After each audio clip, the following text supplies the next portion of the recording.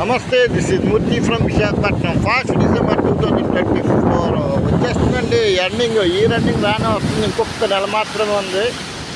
ఈ నెలలో అంటే ఒక రకంగా చెప్పండి, కార్తీక మాసానికి ముగింపు కూడా ఈరోజు రేపట్లో అయిపోతుంది అనుకుంటా.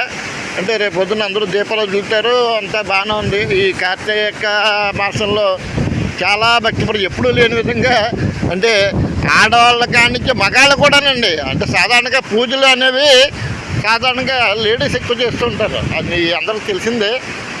కానీ ఇప్పుడు అంటే నేను గమనించింది ఏంటంటే టెంపుల్స్లోనూ ఎక్కడన్నా బహిరంగ ప్రదేశాల్లో ఆడవాళ్ళతో పాటుగా మగాళ్ళు కూడానండి చాలా భక్తి ప్రపత్తులతో పూజలు చేస్తున్నారు. అంటే ఒకటి భక్తి రెండు రకాలంట. ఒకటి ఏదన్నా నాకు కావాలి స్వామి, నీ అనుకున్నది జరగాలి అని ముందుగా ఒక ఇండెంట్ ఒక కోరిక ఒకటి ఆయన ముందు కోరుకొని అప్పుడు పూజ చేయడం స్టార్ట్ చేస్తారు. అది కానీ నెరవేరాలని వాళ్ళ మనసులో అంటే ఇక్కడ స్వార్థం, ప్రత్యేకించి ఏంటంటే స్వార్థం నేను చెప్పొచ్చేది. నాకు అది జరగాలి కాబట్టి నేను పూజ చేస్తున్నాను అని ప్రతిరోజు అంటే పలానా జరగాలనే కోరిక అనేది తన కుటుంబం గురించి అవ్వచ్చు, లేకపోతే తన వ్యక్తిగతంగా తనకేదో మంచి జరగాలని కోరుకోవచ్చు, లేదంటే తన పిల్లలకి ఏదో కావాలని కోరుకోవచ్చు. ఏదైనా ప్రత్యేకించి ఆ సంకల్పం దేని గురించి అంటే ఒక స్వార్థపూరితంగా ఉంటుంది. ఆ రకంగా ఏదేమైనప్పటికీ పూజతో చేస్తున్నారు, ఆడమగ తారతమ్యం లేకుండా. నెంబర్ 2 భక్తులు వాళ్ళేంటి, మాకు పలానా జరిగింది, నీ సేవ చేయడం వల్ల నాకు పలానా జరిగింది కాబట్టి ఇంకా లైఫ్లో ఇంకా కృతజ్ఞతాభావంతో పూజ చేస్తుంటారు. అదో రకమైన పూజ. ఏదేమైనా అంటే పూజ అనే కృత్యం ఏంటంటే మనిషిలోని ఆధ్యాత్మిక చింతన పెంచడంతో పాటుగా ఒక నైతికతను డెవలప్ చేస్తుందండి. అంటే సమాజంలో మనం ఉంటున్నాం కాబట్టి అంటే ఒక మంచి ఆరోగ్యదాయకమైన సమాజం నిర్మితమవుతుందని అనుకుంటున్నాను. ఈ భక్తిభావం మనుషుల్లో పెరగడం వల్ల ఒక క్రూరత్వం వాళ్ళు ఒక రకం అంతర్లీనంగా ఎటువంటి క్రూరత్వం ఉన్నప్పటికీ ఈ భక్తిభావంతో ఉండడం వల్ల కాస్త మంచితనం అనేది ఏదో రకంగా ఏదో టైంలో బయటకు వస్తుంది. ఆ రకంగా ఆధ్యాత్మిక చింతన అనేది అందరికి ఉండాలని నేను అనుకుంటున్నాను.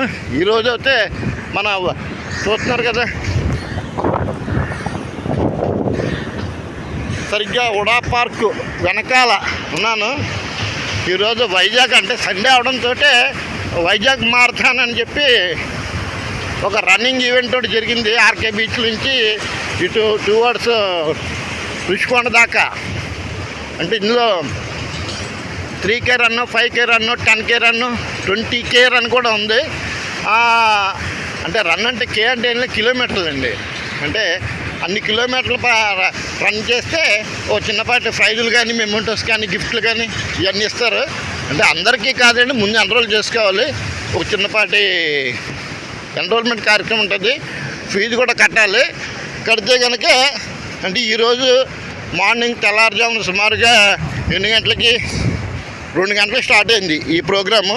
ఇప్పటికి క్లోజ్ అవుతుంది. ఇప్పుడు సుమారుగా 5:30 అవుతుంది. ఆ ఈవెంట్ రన్నింగ్ కార్యక్రమాలు అన్నీ ముగించుకొని ఇప్పుడు ఇదిగోండి ఇక్కడ ఈవెంట్ జరుగుతుంది కదా, ఈ ఈవెంట్లో ప్రైజ్ డిస్ట్రిబ్యూషన్ అన్నీ చేస్తారన్నమాట. ఒకటేంటంటే అలా జరుగుతూనే ఉంటాయి కార్యక్రమాలు. మన వైజాగ్లో సంబరాలకి సంతోషాలకి పదవే ఉందండి, ఒకటి కాదు. సరే అండి, మన విషయానికి వద్దాం. ఇవన్నీ ఎప్పుడు ఉండేవి అంటే ఈ నెల రోజులు పూజా కృత్యాలన్నీ నిర్వహించాక ఆఖరి రోజు పోలే అమావాస్య అంటారన్నమాట. అంటే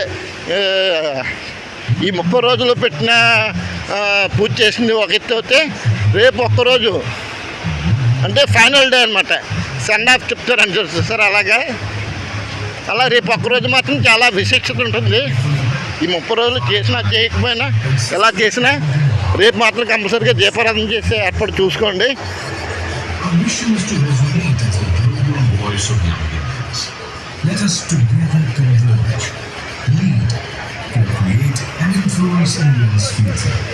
Be part of this legacy of trailblazers. Be proud. అదండి ఇలా చెప్పుకుంటూ పోతే చాలా ఉంటుంది. మొత్తానికి వచ్చి నేను పంపే ఉడా పార్క్ వెనకాల నేను చెప్తున్నాను కదా. ఇదిగోండి అలా ముందుకెళ్తే అది ఒకప్పుడు లైట్ హౌస్ పార్క్ హోటల్కి ఆనుకొని ఉంటుంది. ఇంకొకటి ఒక 4 రోజుల నుంచి తుఫాన్ హడావుడి చాలా చేస్తుంది. అంటే భగవంతుని వల్ల మన ఏపీని దాటేసింది. కొంతవరకు మనం సేఫ్ అయ్యాం. ఇప్పుడు తమిళనాడు పుదుచ్చేరి అటువైపు ఉగ్రతాండవం చేస్తుందట.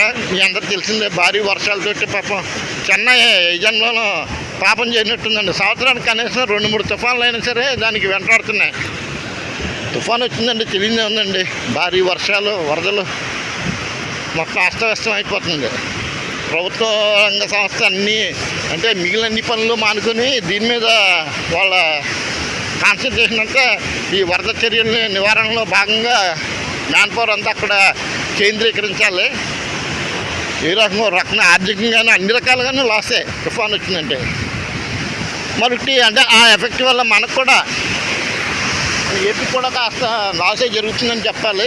ఎందుకంటే ఇప్పుడు వైజాగ్లో కొత్త టౌన్లో ఉన్నాం కాబట్టి పెద్ద ప్రాబ్లం ఉండదు. కానీ ఇప్పుడు పల్లెటూరులో ఉన్నారండి, విలేజెస్లో.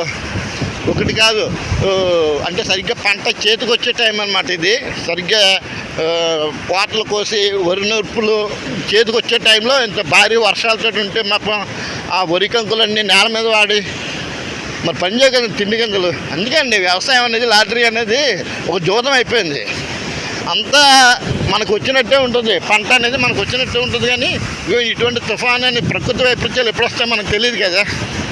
ఇటువంటి టైంలో మొత్తం సర్వస్వం కోల్పోవాల్సి వస్తుంది రైతులు.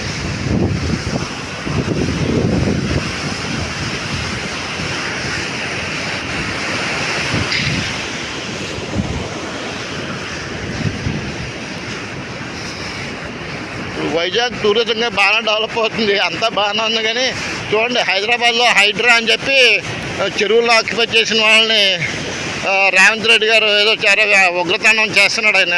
అంటే పబ్లిక్ ప్లేస్లో ఆక్యుపై ఎవరైతే చేస్తారో, అనాథరైజ్డ్ కన్స్ట్రక్షన్స్ ఎవరైతే కట్టారో వాళ్ళందరినీ తక్కువ తీసేస్తున్నాడు బుల్డోజర్స్ తోటి. మరి మా పరిస్థితి ఏంటి ఇక్కడండి? ఇదిగోండి ఇవన్నీ స్టార్ హోటల్స్ చెప్పానుగా. అది ఉడా పార్కు, ఇది ఒకప్పుడు లైట్ హౌస్ అన్నాను కదా. ఇది బీచ్ కానుకొని ఇవన్నీ ఆక్యుపేషన్ ల్యాండ్లెసే కదా. చూడండి ఎక్కడో సుదూరంగా ఉంది చూసారా కాంక్రీట్ బిల్డింగ్, అది ఒరిజినల్ స్థలం.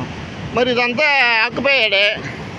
అలా ముందుకు వచ్చి ఇదిగోండి చిన్నగా దడి కింద కట్టారు. ఇప్పుడు మ్యారేజ్ ఈవెంట్స్ అన్నీ జరుగుతానికి అంటే పార్క్ వ్యూ బాగుంటాయి, మనం చూడడానికి అంతా బాగానే ఉంది. అంటే ఒక కమర్షియల్ ఇది జీవీఎంసీ వాళ్ళు, మున్సిపాలిటీ వాళ్ళు దాన్ని టేక్ఓవర్ చేసి సమాజానికి ఉపయోగపడేలాగా ఇటువంటిదే ఒక పార్కో లేకపోతే సీ వ్యూ పాయింట్లు అన్నీ చేస్తే పబ్లిక్ ఉపయోగం ఉంటుంది. ఇది ఎంతో కమర్షియల్ ప్లేస్ కింద వాళ్ళు వాడుకుంటున్నారు.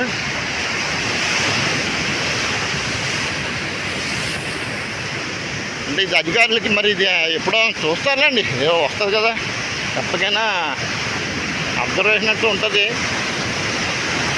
పాపం పండాలి కదా.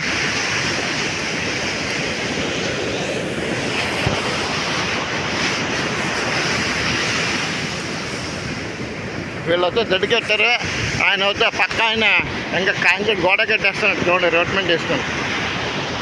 అంటే పక్కన సిగ్గాయి చూస్తారు కదా పార్క్ హోటల్, దాని పక్కనే పేర్లు ఎందుకులేండి.